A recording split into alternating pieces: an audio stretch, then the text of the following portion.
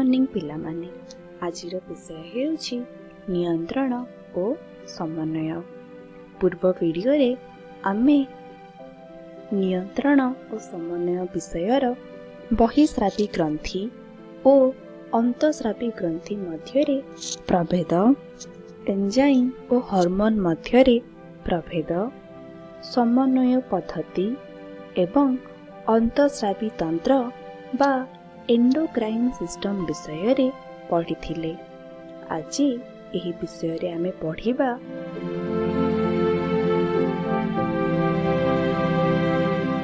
एड्रिनाल ग्रंथि, पानक्रिएस, शुक्राणु, डिंबाशय, भ्रूणबंध, हार्मोन क्षरणर नियंत्रण व्यवस्था। हेले चलंतु प्रथमे पढ़िबा एड्रिनाल ग्रंथि। आम शरीरर दुईटी वृक्कर उपरी भागकु लागि दुईटी एड्रिनाल ग्रंथि रहिछि। एथिरु अनेक गुड़िए हार्मोन क्षरित हुए। सेथि मध्यरु एड्रिनालिन अन्यतम। एही हार्मोन आकस्मिक आघात, भय, अवश और उत्तेजित अवस्था क्षरित हुए। तेणु एही ग्रंथि को आपातकालीन ग्रंथि बा इमरजेंसी ग्लैंड कुहा जाए।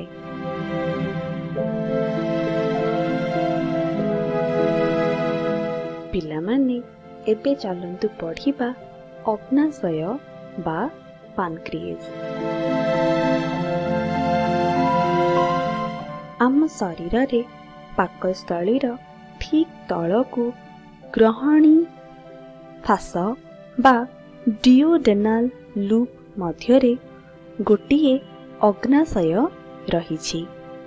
एहा एक मिश्रित ग्रंथि बा मिक्स्ड ग्लैंड, कारण एथिरु एंजाइम और हार्मोन उभय क्षरित होइथाए। पिलामाने अग्नाशयर हार्मोन क्षरण करुथुबा अंश को आइलेट्स ऑफ लैंगरहैंस कुहा जाए। एही अंशरे अल्फा कोष, बीटा कोष और डेल्टा कोष परी स्रावी कोष बा सिक्रेटरी सेल्स मान रहिछि। अल्फा कोषरु ग्लूकागन, बीटा कोषरु इंसुलिन और डेल्टा कोषरु सोमाटोस्टैटिन हार्मोन क्षरित हुए।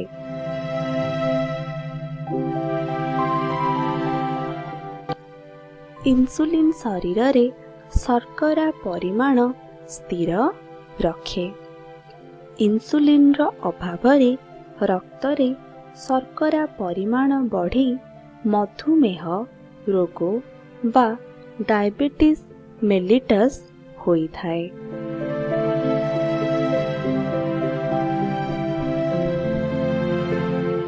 पिलामाने आमे एड्रिनाल ग्रंथि एवं पानक्रिएस बा अग्नाशय विषय रे पढ़िले। एबे चलंतु पढ़िबा शुक्राशय बा टेस्टिस। आम शरीरर शुक्राशय थली बा स्क्रोटाल सैक मध्यरे दुईटी शुक्राशय बा टेस्टिस रहिछि। शुक्राशय मध्यरे थिबा लेडिंग सेल्स बा लेडिंग कोषरु टेस्टोस्टेरोन नामक एक पुरुष हार्मोन क्षरित हुए। युव क्रांति समय रे टेस्टोस्टेरोन प्रभाव रे बालक शरीर रे पुरुष गौण लिंगीय लक्षण बा मेल सेकेंडरी सेक्सुअल कैरेक्टर्स मान देखा जाए, यथा निश और दाढ़ी उठिबा एवं स्वर पाकल हेबा। पिलामाने टेस्टोस्टेरोन शुक्राणु उत्पत्ति रे बा स्पर्माटोजेनेसिस रे मध्य सहायक हुए। ଏହି ହର୍ମୋନର ଅଭାବରେ ନପୁଂସକତା ଦେଖାଯାଏ। ପିଲାମାନେ ମନେ ରଖିବାକୁ ଚେଷ୍ଟା କରିବ ଯେ ଲେଡିଂ ସେଲରୁ ଟେଷ୍ଟୋଷ୍ଟିରନ୍ ନାମକ ହର୍ମୋନ କ୍ଷରିତ ହୋଇଥାଏ ଏବଂ ସେହି ହର୍ମୋନ ଯୁବକ୍ରାନ୍ତି ସମୟରେ ଟେଷ୍ଟୋଷ୍ଟିରନ୍ ପ୍ରଭାବରେ ବାଳକ ଶରୀରରେ ପୁରୁଷ ଗୌଣ ଲିଙ୍ଗୀୟ ଲକ୍ଷଣ ବା ମେଲ୍ ସେକେଣ୍ଡାରୀ ସେକ୍ସୁଆଲ କ୍ୟାରେକ୍ଟର ଦେଖାଯାଇଥାଏ। ପିଲାମାନେ ଏବେ ଚାଲନ୍ତୁ ପଢ଼ିବା ଡିମ୍ବାଶୟ ବା ଓଭରି। ସ୍ତ୍ରୀ ଶରୀରର ଉଦର ଗହ୍ୱରର ନିମ୍ନ ଅଂଶରେ ଏକ ଯୋଡ଼ା ଡିମ୍ବାଶୟ ରହିଛି। ଡିମ୍ବାଶୟରୁ ଇଷ୍ଟ୍ରୋଜେନ୍ ଓ ପ୍ରୋଜେଷ୍ଟେରନ୍ ହର୍ମୋନ କ୍ଷରିତ ହୁଏ। ଇଷ୍ଟ୍ରୋଜେନ୍ ହର୍ମୋନର ପ୍ରଭାବରେ ବାଳିକାମାନଙ୍କ ଶରୀରରେ ସ୍ତ୍ରୀ ଗୌଣ ଲିଙ୍ଗୀୟ ଲକ୍ଷଣମାନ ଦେଖାଯାଏ ଏବଂ ପ୍ରୋଜେଷ୍ଟେରନ୍ ହର୍ମୋନ ଡିମ୍ବୋଦୟ ପରେ ଡିମ୍ବାଶୟରୁ କ୍ଷରିତ ହୁଏ। ଗର୍ଭଧାରଣ ବା ପ୍ରେଗନେନ୍ସିରେ ଏହାର ଗୁରୁତ୍ୱପୂର୍ଣ୍ଣ ଭୂମିକା ଥିବାରୁ ଏହାକୁ ଗର୍ଭାବସ୍ଥାର ହର୍ମୋନ ବୋଲି କୁହାଯାଇଥାଏ।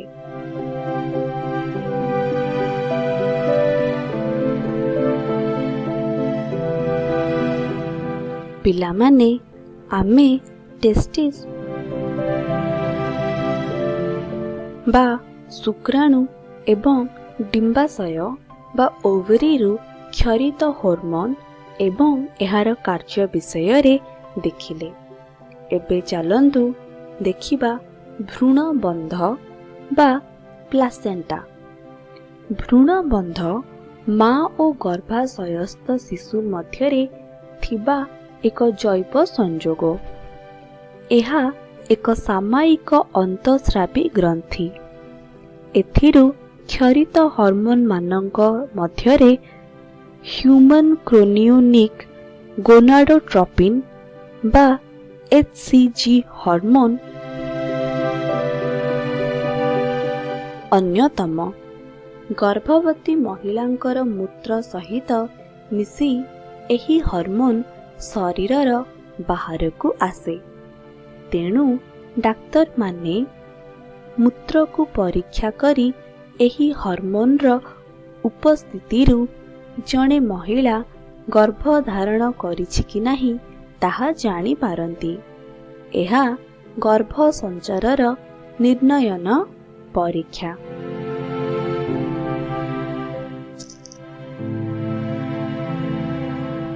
ପିଲାମାନେ ଆମେ ଭ୍ରୂଣବନ୍ଧ ବିଷୟରେ ପଢ଼ିଲେ। ଏବେ ଚାଲନ୍ତୁ ପଢ଼ିବା ହର୍ମୋନ କ୍ଷରଣର ନିୟନ୍ତ୍ରଣ ବ୍ୟବସ୍ଥା। ଆମ ଶରୀରର ବାହ୍ୟ ପରିବେଶ ସବୁବେଳେ ବଦଳୁଛି, କିନ୍ତୁ ସମସ୍ଥିତି ବା ହୋମିଓଷ୍ଟାସିସ୍ ବ୍ୟବସ୍ଥା ଦ୍ୱାରା ଶରୀରର ଅନ୍ତ ପରିବେଶ ସବୁ ସମୟରେ ବଜାୟ ରହିଥାଏ। ଅନ୍ତଃସ୍ରାବୀ ଗ୍ରନ୍ଥି ଗୁଡ଼ିକ ପରସ୍ପର ମଧ୍ୟରେ ସମନ୍ୱୟ ରକ୍ଷା କରି କାମ କରୁଥିବାରୁ ଏହା ସମ୍ଭବ ହେଉଛି। ଉଦାହରଣ ସ୍ୱରୂପ ରକ୍ତରେ ଥାଇରକ୍ସିନ୍ ହର୍ମୋନର ପରିମାଣ କମିଗଲେ ଏହି ବାର୍ତ୍ତା ହାଇପୋଥାଲାମସ୍ ନିକଟରେ ପହଞ୍ଚେ। ଏଥିରୁ ତୁରନ୍ତ ଅକ୍ସିଜେନ୍ ରିଲିଜିଂ ହର୍ମୋନ କ୍ଷରିତ ହୁଏ ଏବଂ ଏହାର ପ୍ରଭାବରେ ପିଟ୍ୟୁଟାରୀ ଗ୍ରନ୍ଥିରୁ କ୍ଷରିତ ଥାଇରଏଡ୍ ଷ୍ଟିମ୍ୟୁଲେଟିଂ ହର୍ମୋନ ଥାଇରଏଡ୍ ଗ୍ରନ୍ଥିକୁ ଥାଇରକ୍ସିନ୍ ହର୍ମୋନ ତିଆରି କରିବାକୁ ଆଦେଶ ଦିଏ। ରକ୍ତରେ ଥାଇରକ୍ସିନ୍ ହର୍ମୋନର ପରିମାଣ ଆବଶ୍ୟକ ବା ସ୍ୱାଭାବିକ ଅବସ୍ଥାକୁ ଆସିଲେ ହାଇପୋଥାଲାମସରୁ ଆପେ ଆପେ କ୍ଷରଣ ବନ୍ଦ ହୁଏ। ଆମ ଶରୀରରେ ଏହି ହର୍ମୋନ୍ କ୍ଷରଣ ବ୍ୟବସ୍ଥାକୁ ଫେରନ୍ତା ସଂକେତ ନିୟନ୍ତ୍ରଣ ବା ଫିଡବ୍ୟାକ୍ କଣ୍ଟ୍ରୋଲ କୁହାଯାଏ। ଏଥିରୁ ତୁରନ୍ତ ଥାଇରକ୍ସିନ୍ ରିଲିଜିଂ ହର୍ମୋନ୍ କ୍ଷରିତ ହୁଏ ଏବଂ ଏହାର ପ୍ରଭାବରେ ପିଟ୍ୟୁଟାରୀ ଗ୍ରନ୍ଥିରୁ କ୍ଷରିତ ଥାଇରଏଡ୍ ଷ୍ଟିମ୍ୟୁଲେଟିଂ ହର୍ମୋନ୍ ଥାଇରଏଡ୍ ଗ୍ରନ୍ଥିକୁ ଥାଇରକ୍ସିନ୍ ହର୍ମୋନ୍ ତିଆରି କରିବାକୁ ଆଦେଶ ଦିଏ। ରକ୍ତରେ ଥାଇରକ୍ସିନ୍ ହର୍ମୋନ୍ର ପରିମାଣ ଆବଶ୍ୟକ ବା ସ୍ୱାଭାବିକ ଅବସ୍ଥାକୁ ଆସିଲା ପରେ ହାଇପୋଥାଲାମସରୁ ଆପେ ଆପେ କ୍ଷରଣ ବନ୍ଦ ହୋଇଯାଏ।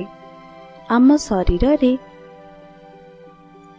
ଏହି ହର୍ମୋନ୍ କ୍ଷରଣ ବ୍ୟବସ୍ଥାକୁ ଫେରନ୍ତା ସଂକେତ ନିୟନ୍ତ୍ରଣ ବା ଫିଡବ୍ୟାକ୍ କଣ୍ଟ୍ରୋଲ କୁହାଯାଏ। ପିଲାମାନେ, ଆଜି ଏହି ଅଧ୍ୟାୟରେ ଆମେ ଜାଣିଲେ ଏଡ୍ରିନାଲ ଗ୍ରନ୍ଥି ଏବଂ ଏଡ୍ରିନାଲ ଗ୍ରନ୍ଥିରୁ କ୍ଷରିତ ହେଉଥିବା ହର୍ମୋନ୍ ଏବଂ ଏହାର କାର୍ଯ୍ୟ। ସେହିପରି ପାନକ୍ରିଆସରୁ କ୍ଷରିତ ହର୍ମୋନ୍ ଏବଂ ଏହାର କାର୍ଯ୍ୟ। ଶୁକ୍ରାଣୁରୁ କ୍ଷରିତ ହେଉଥିବା ହର୍ମୋନ୍ ଏବଂ ଏହାର କାର୍ଯ୍ୟ। ଡିମ୍ବାଶୟ ଏବଂ ଏଥିରୁ କ୍ଷରିତ ହେଉଥିବା ହର୍ମୋନ୍ ଏବଂ ଏହାର କାର୍ଯ୍ୟ। ଆମେ ଭ୍ରୂଣବନ୍ଧ ବିଷୟରେ ମଧ୍ୟ ପଢ଼ିଲେ ଏବଂ ଶେଷରେ ହର୍ମୋନ୍ କ୍ଷରଣର ନିୟନ୍ତ୍ରଣ ବ୍ୟବସ୍ଥା ବିଷୟରେ ମଧ୍ୟ ଜାଣିଲେ। ପିଲାମାନେ, ତୁମ ବହିର ନିୟନ୍ତ୍ରଣ ଓ ସମନ୍ୱୟ ବିଷୟଟି ଶେଷ ହୋଇଯାଇଛି। ମୁଁ ଆଶା କରୁଛି ଏହି ଭିଡ଼ିଓଟି ଆପଣମାନଙ୍କୁ ଭଲ ଲାଗିଥିବ।